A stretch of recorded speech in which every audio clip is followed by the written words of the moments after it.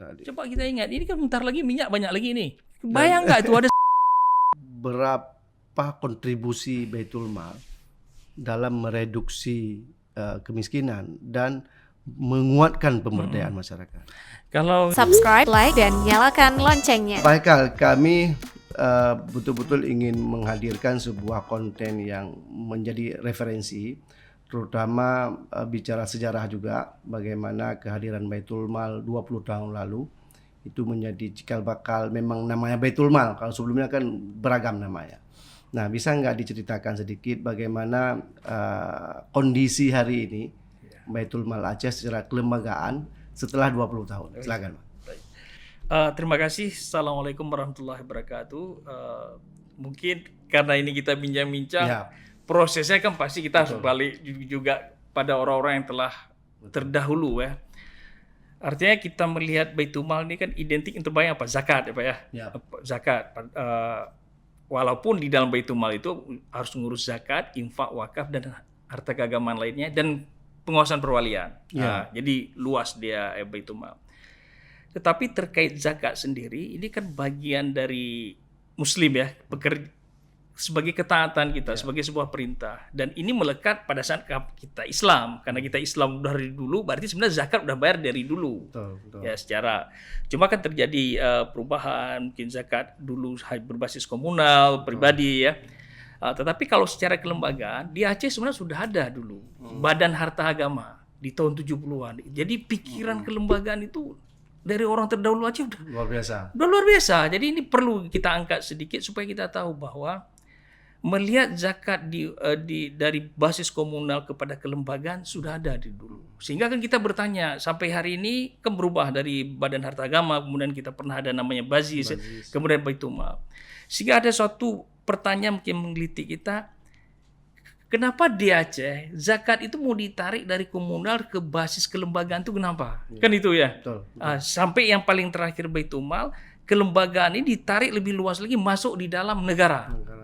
Kalau dulu cuma hanya sebagai sebuah lembaga kan. Nah, kenapa itu? Itu pertanyaan penting tuh. Kenapa? Ternyata ada sebuah cita-cita. Kita ingin mengoptimalkan. Kita tidak mau zakat itu ya pengelolaan hanya segera masuk habis. Tetapi kita ingin optimalkan karena kita ingin ada sebuah perubahan. Itu ketika kita lihat kenapa dari zaman dulu ada sampai hari ini, itu pikiran yang terwariskan sebenarnya. Dan ini perlu diketahui publik. Bahwa kita ingin mengoptimalkan sesuatu dan itu ada perubahan. Ada perubahan perilaku seperti itu. Ada sebuah perubahan, ada pergeseran. Perubahan apa yang kira-kira yang penting? Paling penting kalau kita lihat bahwa kehadiran zakat itu kan ada dua. Kita kelompokkanlah zakat sebagai keuangan sosial Islam lah mungkin hari ini, atau Islamic Philanthropy, Jiswaf atau Ziwah kalau di Aceh. Tapi intinya keuangan agama lah kita bilang ya, zakat, wakaf. Zakat lah kita ambil. Ada dua ya Pak sebenarnya dalam konsep besar. Pertama, dia mengikis kemiskinan ya kan. Ya, itu dia. Yang kedua, mendorong terjadinya kemakmuran.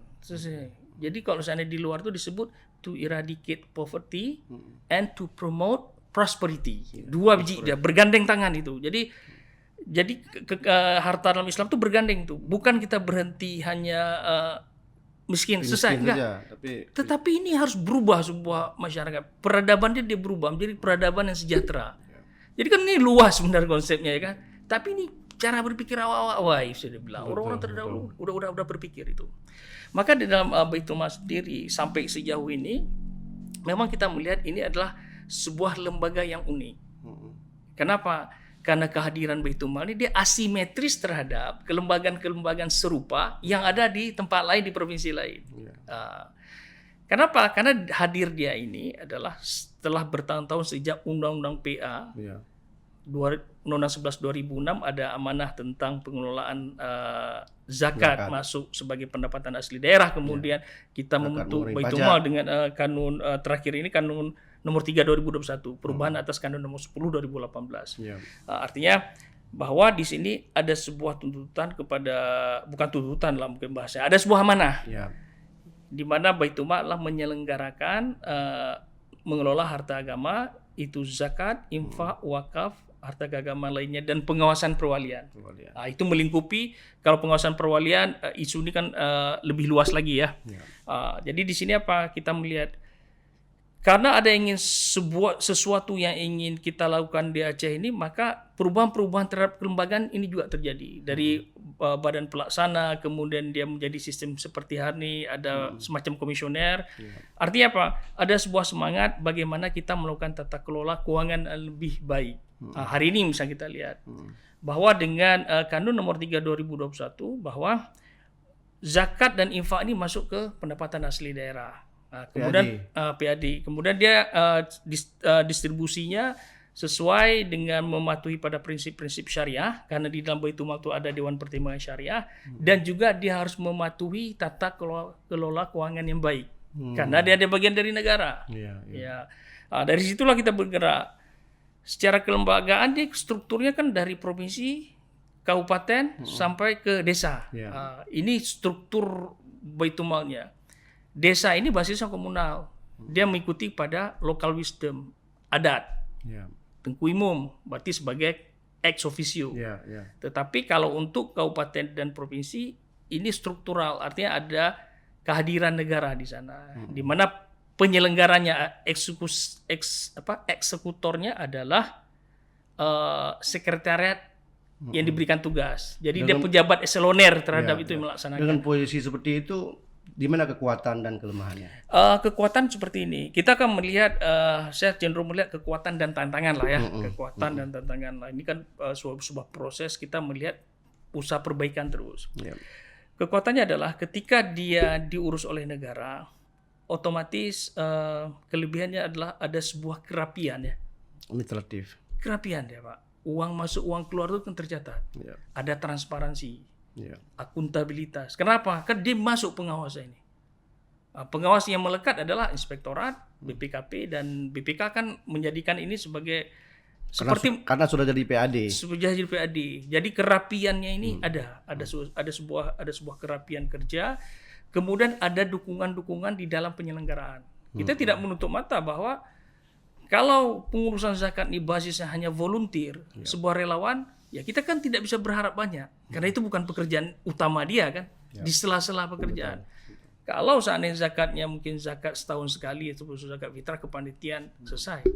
Tetapi kalau kita mengurus zakat mengurus keuangan Islam yang jumlah besar, kemudian terjadi cash flow yang dinamis, kemudian yang tidak berhenti, itu kan bukan pekerjaan bisa dilakukan di sela-sela, tetapi pekerjaan yang memang harus dicurahkan pikiran. Di sini perangkat negara itu lebih stabil di dalam mengurus sebuah konsistensi pekerjaan. Ketika orang dibebankan memang itu pekerjaan dia. Dia masuk kantor memang itu kerjanya. Itu kelebihan dia. Dukungan, kemudian dia bisa hadir dalam sebuah perangkat negara. Terkoneksi dia. Sehingga masalah pendataan, ada sebagian pekerjaan memang juga dikerjakan oleh instansi lain, memang sudah menjadi tugas utama. Misalnya kita bilang stunting, ada teman-teman dari dinas kesehatan, memang itu pekerjaannya ya kan. Jadi kita tidak hidup di dalam ruang vakum yang eksklusif. Tidak eksklusif. Ini dia. Jadi kita hidup tidak eksklusif. Kita berhubungan. Dalam bentuk berhubungan artinya apakah data, apakah program, itu terjadi hubungan, itu kan terjadi seperti sebuah habitat yang sama kan begitu. Itu ada kelebihan, kita bisa hidup di dalam sebuah lingkungan yang sama.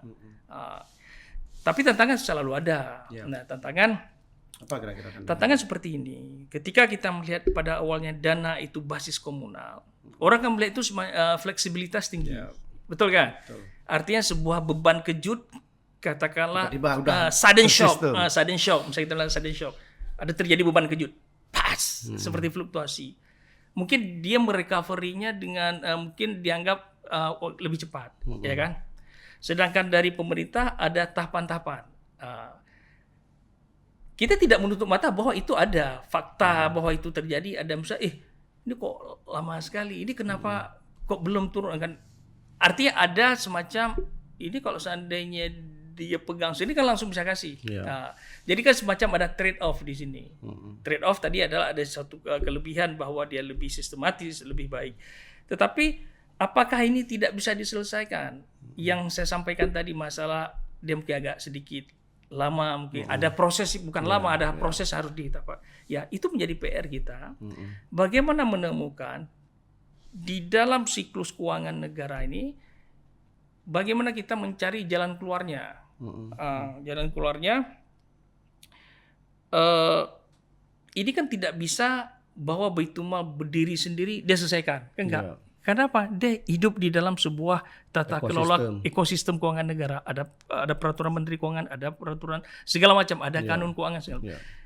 Dan ini menjadi sebuah input bagi kita, menjadi PR bersama kita. Bagaimana pendapatan asli Aceh yang PASUS ini, PAD khusus ini harus bisa dibuat sebuah aturan yang bisa diterima dan dia customize sifatnya. Kan tantangan itu. Iya. Pelayanan yang maksimal. Pelayanan maksimal dan alirannya ini gimana dia? Maksudnya gini, ini sudah ada perangkat pipa yang sudah well established. Airnya udah masuk ke situ. Betul. Tapi Aceh datang. Ya, tapi kami ini khusus.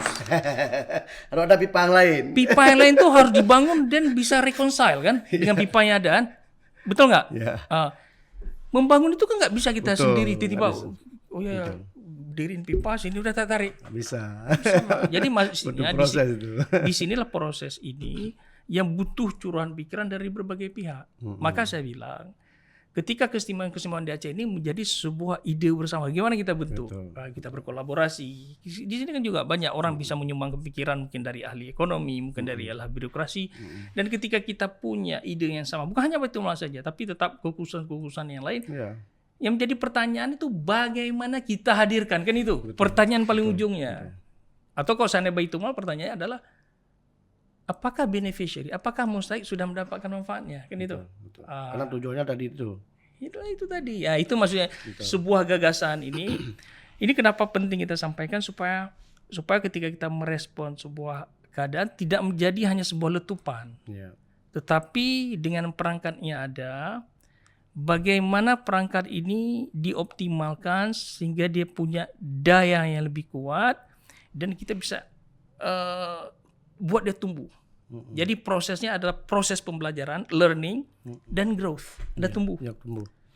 Jadi hiduplah suasana di tempat kita itu dia tidak stagnan, bukan suasana survive. Kan kita nggak mau hidup kita terus bergumul kayak bagaimana survive di enggak. Kita mau posisi yang belum clear, bisa katakanlah belum kita temukan, proses pembelajaran. Nah, setelah itu kita tumbuh. Pasti ada tantangan lagi. Soal tantangan misalnya penggunaan media teknologi. Apa Baitul-Mal merespon perkembangan, artinya pengelolaan zakat, wakaf itu berbasis teknologi. Atau gagasan Baitul-Mal? Kita melihat begini Pak, teknologi di era kita sekarang ini kan adalah bagian dari keseharian kita. Orang kadang juga bilang teknologi sebagai backbone sebagai tulang punggung dari sebuah aktivitas. Di dalam rantai kerja Baitul-Mal, kita kan awalnya collection pengumpulan, ada sebuah proses internal proses, kemudian ada distribusi di ujungnya ini kan. Itu kan rantai kerja. Di rantai kerja ini aliran yang agar dia tepat kan aliran data, benar nggak Pak? Betul. Data. Apa basisnya? Betul. Basis kemiskinan Aceh. By name, by address-nya apa? Data. Artinya situ kan lahir teknologi sebagai fondasi awal. Jangan sampai double penerimaan. Jangan sampai double payment. Kemudian kita data juga belum ada one data juga kan, data satu dan ini terus kita berproses untuk menemukan data yang mutakhir, yang valid dan clean, bagaimana kita collect. Ini dalam proses terus. Dan itu artinya ada atensi, Pak. Ada atensi dan ada program yang berjalan walaupun ini belum sampai di ujung, tetapi kita tahu bahwa teknologi itu penting sih. Betul. Nah, itu dari internal proses. Tetapi masalah zakat ini kan masalah trust. Betul nggak? Itu pertanyaan juga yang sudah saya siapkan sebenarnya. Masalah trust. Artinya kita kan coba bayangkan aja begini. Ini betapa penting trust. Ini hanya sebagai coba dibayangkan sih. Siapa Pak? Nabung uang di bank. Betul. Itu kan uang masih punya Bapak kan? Iya. Benar nggak? Iyalah. Tetapi tetap lihat bank itu betul apa enggak? Betul. Betul kan? Padahal uang itu kita mau ambil balik nanti, kita tabung pagi siang bisa ambil, tapi kita tanya juga bisa dipercaya nggak ini? Bayangkan saja lembaga termasuk Baitul-Mal, lembaga orang melepaskan kepemilikannya. melepaskan kepemilikan, udah saya nggak mau duit saya, malah saya lepaskan ke berarti kan trust dia betul-betul harus kuat itu bahwa uang ini benar. Yang disebut trust itu adalah persepsi, ya kan? Ya. Perseptual, dan pikiran kita ini ketika menilai sebuah persepsi dia akan melihat track record. Ya. Orang nggak bisa Pak kita paksa dia yakin kita, nggak bisa Pak. Betul. Nggak bisa. Kita nggak bisa pikiran orang kita ambil, kita nggak bisa. Itu persepsi. Persepsi itu adalah basisnya track record. Dari mana bisa kita tahu track record? Dari perjalanan kecil kita yang kita bincangkan. Ya. Mungkin kita punya teman-teman yang di bagian berita.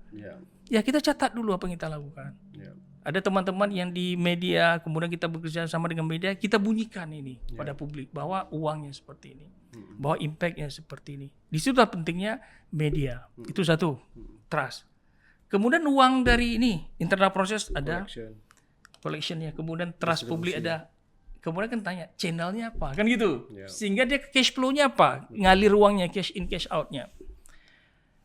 Kita buka channel, teknologi perlu. Kenapa nggak perlu?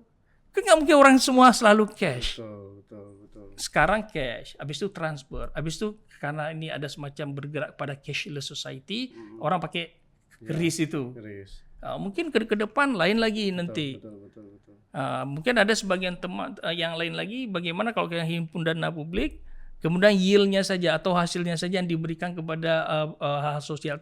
Maksudnya ada berbagai hal ketika kita melihat keuangan ini ketika diimplementasikan, kreativitas ini banyak. Betul. Kenapa kreativitas banyak? Karena orang yang kita ingin ambil trust-nya kan nggak mungkin. Oke, nggak mau nyumbang, nggak harus nyumbang mulai ini ya. Enggak, dia mau nyumbang dengan suka dia kan. Betul. Nah, kita harus menemukan suka dia itu apa. Dan itu waktu kita diskusi dengan Pak Said juga di podcast ini, beliau mengatakan dari tahun trust itu mulai tumbuh. Nah, dengan Pak Haikal, artinya sejauh mana bisa kita buktikan bahwa trust masyarakat terhadap Baitul Mal itu tinggi, itu apa misalnya bisa kita dengar buktinya? Ya, yang pertama adalah kita melihat terhadap program-program kita ada atensi publik terhadap program kita. Apa contohnya? Contoh misal alat kerja, ada keinginan orang. Artinya apa? Artinya orang tahu bahwa orang bisa mengakses ke Baitul Mal atas kebutuhan. Contoh hari inilah, bilang. Bisa ada orang dari jauh lah, keluarga tidak punya, tapi tetap ini dalam Baitul Mal dalam arti keluarga yang tidak miskin ya, artinya memang dia penerima zakat.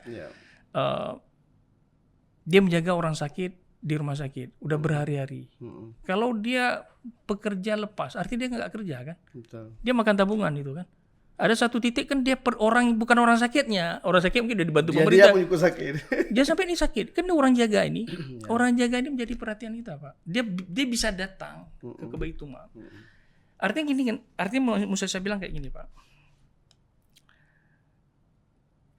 Kenapa trust publik kita melihat animo publik pada Baitul Mal dari berapa kegiatan kita dan juga dari jumlah pengumpulan kita meningkat. Saya melihat gini, ada sebuah kepercayaan dari publik bahwa ke Baitul Mal itu mereka punya akses. Contoh misalnya kayak ini. Misal nih, ini hanya imajiner saja. Si A perlu kali misalnya duit untuk jaga orang sakit, mungkin dia udah tinggal di Banda Aceh dari kampung dia ke sini. Gak bisa terbantu. Mungkin dia ketok rumah-rumah orang kaya, dia tanya, Pak, Bapak udah bayar zakat nggak tahun ini? Kok nggak bayar aja ke saya, Pak? Oh, saya udah bayar. Dia pindah ke rumah lain lagi. Mungkin itu nggak mungkin. Betul. Tapi kepada Baitul Mal, mungkin nggak dari ZA dia pergi ke Baitul Mal, keadaan berakhir ini parah kali ini rumah sakit. Dia berani apa nggak? Berani. Ketika dia berani itu dia menaruh harapan kan? Ketika dia menaruh harapan apa? Karena dia percaya kan? Trust itu apa? Percaya. Betul. Itu Pak maksud saya bilang. Betul. Di dalam bingkai itulah kita coba hadir di dalam bingkai seperti itu bahwa trust tumbuh pelan-pelan. Dan salah satu indikasi munculnya trust kan transparansi yang tadi juga Pak Haikal sampaikan. Kira-kira bagaimana masyarakat bisa melihat sistem kelembagaan Baitul Mal Aceh itu memang transparan. Ada kewajiban-kewajiban kita yang dari perintah dari kanun sendiri adalah kalian harus melaporkan apa yang kita lakukan. Kewajiban kita harus melaporkan. Bahwa Baitul Mal harus melaporkan ke Dewan Pertimbangan Syariah. Kemudian kita juga harus buat laporan ke publik. Dan kita publikasikan di website kita. Kemana saja kita pakai duit ini. Dan itu kita keluarkan laporan. Itu satu. Yang kedua, bahwa di Baitul Mal, di dalam tata kelola yang baik itu adalah kamu catat apa yang kamu buat. Iya kan? Artinya apa? Proses dokumentasi itu bisa dilihat. Ini kategorinya apa terhadap seseorang itu? Oh, kategori ini udah kita gariskan kayak gini. Jadi kita ingin membentuk sebuah manajemen yang ketika dia diawasi, dia punya basis. Misal katakanlah ini, program yang tadi orang jaga masker, ya kita anggarkan. Kita berharap anggaran itu cukup ya kan. Kalau nggak udah habis ya memang udah habis kan. Kategorinya seperti ini. Hadir dia. Itu maksud saya itu Pak. Artinya trustnya tadi. Trust artinya kita laksanakan, kita publikasikan ke publik. Bahwa kita melakukan kegiatan A, B, C, D. Hasilnya maksudnya. Dan dalam prosesnya juga kita bekerja sama dengan berbagai pihak. Sehingga informasi apakah melalui media sosial juga tersebar. Di satu sisi yang lain, kita dari internal proses juga kita benahi. Betul. Bahwa ini pekerjaan pada saat kita keluarkan uang ke publik, kita set up aturan dulu. Dan kita comply terhadap aturan itu. Komit terhadap aturan dan itu. Aturan itu sudah ada. Aturan sudah ada. Karena memang yang digariskan pada saat kita buat program, kita ajukan ke Dewan Pertimbangan Syariah sebelum disahkan Dewan Pertimbangan Syariah beserta dengan seperti apa kerangka kerjanya itu. Sekarang bentuk program apa saja yang sedang dijalankan? Kalau kita buat 2 buah cabang, itu kan ada program bantuan sosial dan ada program pemberdayaan yang hari ini. Tetapi katakanlah yang pemberdayaan untuk meningkatkan ekonomi dia. Ekonomi dia kalau seandainya yang bantuan sosial seperti jaga orang sakit tadi, jaga orang sakit, ataupun ada sebagian yang kita bantu untuk anak-anak yang kronis, seperti thalassemia. Tapi memang terbatas karena kita dana juga bukan semua ya, maksudnya semampu kami lah. Tetapi ada ruang yang kita bantu untuk yang thalassemia, kemudian juga untuk kanker ya, anak-anak yang menderita. Itu kan dia kan cuci darah itu kan tiap bulan. Ada yang kita bantu di sisi itu. Juga ada fakir uzur, beberapa fakir uzur.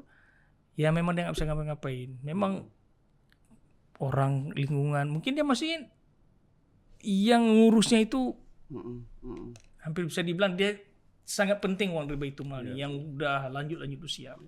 Dan kemudian ada program pemberdayaan terhadap perubahan ekonomi. Nah, itu yang hari ini dilaksanakan. Tapi view kita ke depan begini Pak. View. Sebenarnya kita menginginkan di Aceh ini adalah karena kita bicara tadi perubahan. Posisinya kan di Baitul Mal provinsi ini. Kemudian di daerah juga ada Baitul Mal kabupaten kota sampai ke desa. Yang punya rakyat secara langsung kan di desa dan kabupaten kota ya. Sehingga tentunya peran provinsi ini kan harus sedikit berbeda dengan kabupaten kota. Harus diperluas dalam artian harus ada segmen lain dia masuk. Kalau segmen bantuan segala bantuan langsung yang menjurus kepada massa itu Baitul Mal kabupaten kota. Tetapi untuk menghadirkan sebuah program jangka panjang yang berbasis pilot project area provinsi. Karena provinsi kan juga tidak bisa menjadikan dia seperti Baitul Mal kabupaten kota tapi untuk seluruh provinsi. Kan nggak mungkin seperti itu. Yang sibuk dengan temporary activity. Bukan. Karena kembali ke semangat tadi kan ada 2. Kita ingin buat perubahan, kita ada proses pembelajaran dan tumbuh. Dan ini adalah pilot project. Contoh maksud saya kayak gini. Ke depan kita di Aceh ini perlu sebuah basis dana yang abadi Pak ya, seperti Malaysia, seperti tabung haji ya dah. Betul. Yang kok kita ibaratkan kayak kita pelihara sapi tapi kita ngambil susunya. Bukan pelihara sapi kita ambil dagingnya. Habismu sapi, ya kan? Betul nggak? Ya, ya. Jadi rencana namanya apa namanya? Dana abadi zakat. Jadi gini, di kanun itu sudah diplotkan Pak sebenarnya. Ada untuk dana infak, ada pemberdayaan, ada investasi, ada penyertaan. Kemudian memang ada kemaslahatan umat dan dipakai itu misalnya proporsional lah. Artinya dari semangat awal dibuat kanun ini adalah uang ini boleh dipakai, tapi jangan habis. Betul, itu dia. Artinya seperti misalnya apakah diinvestasikan ataukah diikutkan dalam ini kan berarti kan perlu kecanggihan kita di dalam mengolah ekonomi yang lebih produktif, yang profit ya artinya. Sehingga suatu saat Aceh banyak duitnya ngambil hasilnya saja, tapi terjadi keberlangsungan. Jadi baknya nggak hilang. Baknya nggak ada. Tapi ini kalau pohonnya masih kecil pasti buahnya masih kecil. Jadi semangatnya kita. Maksud saya gini, ini perlu saya sampaikan tapi dengan bahasa sedikit agak hati-hati jangan salah dipahami. Maksud saya kayak gini. Betul. Di dalam masa transisi kan kayak gini. Nyoba nyubut, bak kecil. Buahnya kan masih sedikit. Kemudian kita lihat uang besar ini. Kalau sana perspektif negatif kan kayak ini. Bukan perspektif yang di challenge. Masa buahnya kecil-kecil itu yang mereka kerjakan. Karena baknya emang kecil. Baknya dikolah baknya. Terakhir oke, potonglah nih sedikit nih buahnya masih. Dah potong aja pohonnya. Seharusnya kan bukan kayak itu cara berpikir. Betul. Pohonnya kecil, buahnya masih sedikit. Kayak mana cara pohonnya kita gedein segera, kita tanam yang banyak supaya buahnya banyak. Atau dikasih pupuk dia supaya satu batang lebih besar. Jadi ini kan harus kesepakatan kita kan untuk menjalankan amanah kanun tadi. Tetapi coba bayangkan suatu saat. Kalau setiap saat Ba'ji Raya, Kipton Raya dan jumlahnya banyak, buahnya banyak, kita ada mesin uang Pak di sini. Ya, jadi kok bahasa enaknya saya bilang seharusnya terhadap dana sosial ini di Aceh, kita harus ada mesin uang sebenarnya. Sehingga permasalahan-permasalahan sosial kita ini kita pakai dari dana abadi ini.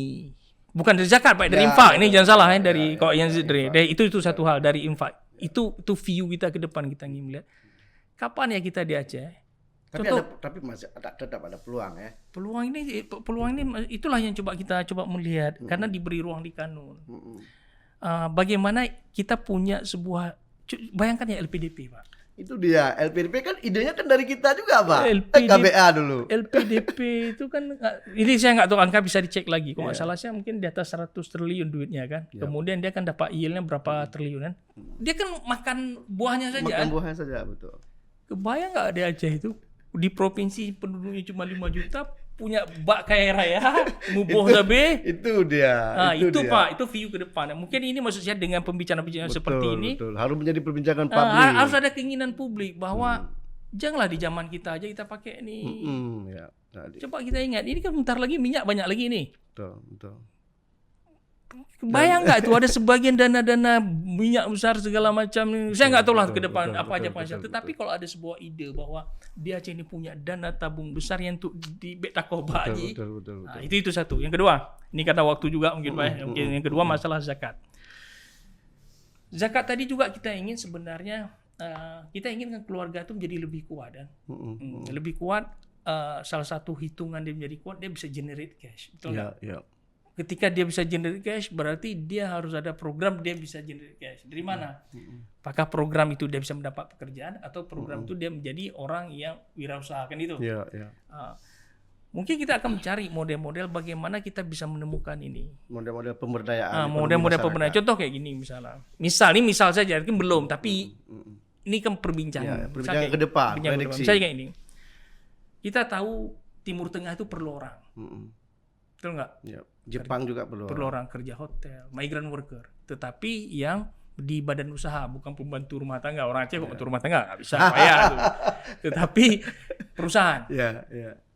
Apakah rumah sakit, apakah di elektrik, apakah di konstruksi. Perlu orang kan, pasti negara Arab itu perlu. Dan itu perawat lah misalnya. Dan itu sudah dijalankan oleh Indonesia sendiri memang sudah mengirim orang. Kok negara lain seperti Filipina, nurse ada yang ngirim. Mungkin suatu saat kita melihat bahwa yang anak didik kita ini nggak kerja di sini, kerjanya di sana, ya kan? Sehingga untuk orang-orang yang nggak bisa ke sana, orang-orang mungkin yang nggak punya duit, mungkin kita berikan dia pekerjaan, tapi pekerjaan ke sana, ini bagaimana kita koneksikan, siapa yang bisa ngurus mereka ke sana, dan apa porsi Baitul Mal di situ, artinya katakanlah apa cuma bantu beli ini sedikit, tapi mereka sampai ini, itu kan butuh kolaborasi Pak, saya bilang. Maksud saya gini, mau saya sampaikan, poin-poin penting adalah satu buah kolaborasi terhadap permasalahan bersama. Di sisi kami adalah kami ingin merubah keadaan orang. Merubah keadaan orang itu dari pemberdayaan sebenarnya. Selain yang tadi bantuan-bantuan, ya kita ada, tapi kita akan bergeser kepada karena lesson learn pemberdayaan yang sukses itu juga sudah ada kan di Malaysia, di beberapa negara kan lain itu juga. Karena mereka ingin kemandirian dan kita kan juga ingin seperti basisnya itu. Pemberdayaan. Pemberdayaan kan dua tadi. Bukan cash flow, bukan cash flow. Kasih habis, lari habis keluar. Cuma untuk pemberdayaannya ada dua dia. Apakah kita kasih dia pekerjaan? Berarti kan ada tempat dia bekerja. Atau dia cukup tangguh menjadi pengusaha kecil-kecilan UMKM. Kan dua itu aja. Kalau pekerjaan pertanyaannya apakah di Aceh serapannya kuat? Kita lihat, nggak berapa kuat. Cari tempat lain. Betul. Misal katalah tempat lain, mungkin ada teman-teman dari dinas lain bisa tahu, di sini banyak lumbungnya. Kita ingin mengirimkan mustahik kita ke sini untuk jadi tukang listrik misalnya. Ini gimana kita terhubung? Inilah pembicaraan-pembicaraan di publik seperti ini yang kita butuhkan. Sebenarnya ada jalur nggak sebenarnya? Sehingga cerita tentang seorang anak manusia yang berubah dari dia mustahik menjadi muzaki ini, ada perjalanan dia bisa lalui karena ada milestone-nya. Wait depan, kiri. Kan ada orang yang narik. Wei, ya harus ada narik lah dah wei. Tidak gerak kayak hidup langkrung tu. Bekpo. Rik. Ya di depan kayak gerak langkrung. Kan? Maksud saya ini Pak maksudnya. Dan ini kapan bisa lahir? Ya itu gagasan. Nah, dan kita perlu hidup dari gagasan, kita perlu hidup dari sebuah kerangka berpikir, kita perlu menghidupkan itu. Tapi gagasan soal misalnya dana abadi zakat misalnya, itu maksudnya kan bisa infak itu kan bisa saja digagas dan diuji semacam membuka ruang diskursus kan nggak ada masalah sebenarnya. Dan ketika partisipasi publik karena maksudnya gini, ketika itu digagas kemudian dibincangkan, namanya perbincangan pasti ada pro kontra biasa. Tetapi yang akan menggiring kita kan goal. Benar nggak? Yang misalnya kita beda pendapat nih. Tapi yang menggiring kita itu kan goalnya apa? Kan gitu. Goalnya harus kita sepakati. Kita ingin ada perubahan. Kita masyarakat kita mau jadi lebih baik. Kemiskinan dikikis. Kemudian kesejahteraan meningkat. Terjadi perubahan ketika dia secara kolektif berubah, peradaban pasti berubah kan. Jadi kok pada saat kita pikir Aceh daerah modal di tahun 1950-an daerah lama, ya wajar saja lah, mereka memang kuat. Indah dua wainanya, memang orang-orang cerdas, kuat. Buktinya apa? Legasi sejarah mengatakan Aceh daerah modal kan. Legasi itu kan, pengakuan sejarah kan. Nggak bisa Pak serta-merta itu lahir itu bahwa legasi kita bawa sendiri, nggak bisa. Nah jadi artinya mungkin sebagai perbincangan ini kan mungkin ada sebuah bukan insight ya, sekarang sebuah berpikir bahwa yang kadicaharat lewat awal orang-orang lama kita, ketika kita nggak tahu mau ngapain atau bingung, ya kita tahu jalan pulang kan. Itu maksudnya jangan sesat. Tidak sesat. Artinya di Aceh ini sebenarnya apapun kita buat, itu orang dulu sudah melakukan. Orang dulu udah ada berapa model. Mungkin kita cuma bisa melihat jalan pulang kita. Jalan pulang tapi larinya ke masa depan. Nah, gimana? Ngomong juga apa ya? Cermin. Jadi masalah dulu sebagai cermin. Cermin. Kita tahu bahwa patron dulu. Patron udah. Misalnya konsep Habib Buga itu ingin menyelesaikan permasalahan di zaman dia, masalah penginapan di Mekah. Kemudian masalah beli pesawat berapa kilo itu saya pikir pasti berkilo lah saya pikir orang beli pesawat kan. Luar biasa. Itu gimana kok nggak dia kaya itu, ya kan? Kok nggak memang masyarakatnya jiwa sosial masyarakat kita kan lumayan tinggi sekali. Tapi selain jiwa sosial berarti kan dia ada simpanan di rumah kan? Betul. Berarti dia secara kolektif kan? Dia ada punya simpanan di rumah secara kolektif kan? Bukan satu-satu dua orang Pak tuh. Atau apa masalah lain Pak? Karena kita kan kemiskinan tinggi sekali kan. Dari angka-angka. Kalau dari segi data statistik ya. Kalau dari segi sosial kayaknya sejahtera sekali. Itulah Tapi kalau bicara statistik oke lah kita anggap itu sebagai titik pijak.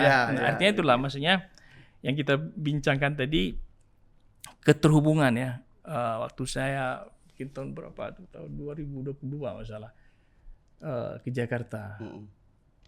Memang walaupun kita pikir itu sesuatu yang sederhana, tapi kata-kata kolaborasi itu kolaborasi maksudnya ada orang nyumbang pikiran, ada nyumbang ide segala macam, tetapi yang menggiring kita goal. Itu saya pikir kalaupun kita gagasan pro kontra dalam artian positif debat gagasan untuk goal biar lebih efektif kan.